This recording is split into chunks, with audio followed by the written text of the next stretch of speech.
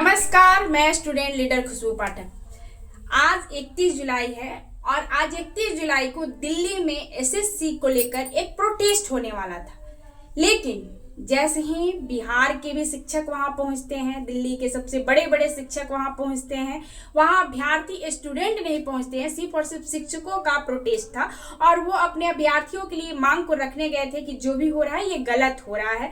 कभी माउस खराब हो जा रहा है, कभी कीबोर्ड खराब हो जा रहा है और बहुत सारी व्यवस्थाओं में कमी थी। तो इसको लेकर शिक्षक लोग अपना मांग को रखने के लिए गए थे, लेटर सौंपने के लिए गए थे। 10 मिनट में शिक्षक वहां रुकते नहीं है, तभी तक नीतू मैम है उनको डिटेन कर लिया जाता है, राकेश सर को डिटेन कर लिया जाता है, आदित्य रंजन सर को डिटेन कर लिया जाता है। जितने भी शिक्षक वहां प्रोटेस्ट में शामिल हुए थे, अपनी बात को रखने के लिए गए थे, सारे शिक्षकों को डिटेन कर लिया जाता है। उनके बात को सुना तक नहीं जाता है, ना ही लेटर सौंपने दिया जाता है। ये क्या है? ये भारत सरकार पूरी तरीके से तानाशाही रवैया अपनाई हुई। इतना तानाशाही लोग कैसे बर्दाश्त करें? अब इससे आप जो भी युवा है वो पूरे भारत के युवा है, क्योंकि एसएससी की वैकेंसी पूरे भारत के युवा देखते हैं और सामना करते हैं। तो आप लोगों को समझना चाहिए कि जब आपके गुरुजनों को, शिक्षकों को बिना कुछ किए हुए डिटेन कर लिया जाता है और उनको बस में भर कर लगता है कि एक अपराधी है, उस तरीके से उनको लेकर जाया जाता है। तो अभी पूरे भारत को, युवा को एक साथ एकाग्रता से आवाज को उठानी चाहिए और दिखाना चाहिए कि युवा अलग नहीं है, एक है। जब हमारे लिए हमारे शिक्षक पटना से दिल्ली जा सकते हैं, दिल्ली वाले सब जो लोग एक जगह एकजुट होकर हमारी मांग को रख सकते हैं, तो क्या हम देश के युवा एक नहीं हो सकते हैं उनके लिए? तो सभी को अपने जो भी हमारे शिक्षकों के लिए गलत तरीके से उनको डिटेन किया गया वो नहीं होना चाहिए। और ये तानाशाही रवैया बिल्कुल भी युवा बर्दाश्त नहीं करेंगे, क्योंकि हमारे शिक्षक हमारी मांग के लिए वहां गए हुए थे और हमारी मांग रख रहे थे। वो कोई अहिंसक काम नहीं कर रहे थे, वो तो वहां अपनी बात को एक दूसरे से मीटिंग कर रहे थे कि हाँ ये बात रखना है और वहां जाना है। लेकिन ये भारत सरकार जो है, दिल्ली की जो पुलिस है, वो अपराधी जैसे नहीं जाता ना, उनको घसीट घसीट कर दिल।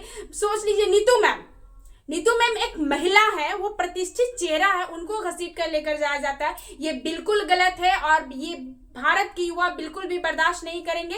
और हम बिहार के युवाओं से भी बोलना चाहते हैं कि अगर जरूरत पड़ी तो पटना में एक प्रोटेस्ट करेंगे और हम लोग एक साथ एकता के साथ प्रोटेस्ट करेंगे। जब हमारे गुरुजनों के साथ ऐसा बर्बर तरीके से अपनाया जा सकता है ये पुलिस प्रशासन और सरकार के द्वारा, तो हम लोग भी कम नहीं है।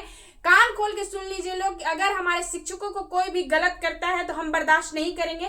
और जो भी युवा सुन रहे हैं, देख रहे हैं, एक होने का समय आ चुका है, क्योंकि कोई भी अगर गलत करेगा तो हम उनको नहीं छोड़ेंगे।